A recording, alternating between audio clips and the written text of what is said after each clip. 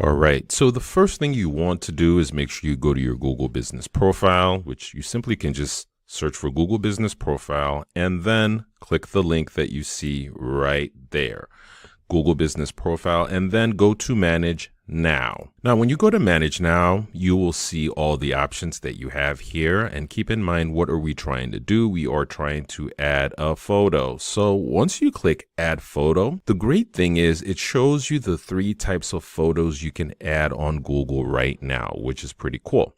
So that's a photo that could let customers peek inside your business. What we're going to do here then is add a photo of inside your business. Let customers peek inside your business. We will follow this process, which is just to select your photo or to drag your photo. In this instance, again, we are going to drag our photo. Picture of me in the office. We will see here, see photos. It has still not updated, but that's how you can. In a little while, obviously, you would be able to go in here, and once they've been, I would say, pseudo approved or allowed to be there, you will be able to see all your pictures that you've uploaded. As you see, we just uploaded this over here as a sneak peek. So that's how, if you do want to upload your photos on Google Business, that's how you can, and it will go into your photo folder.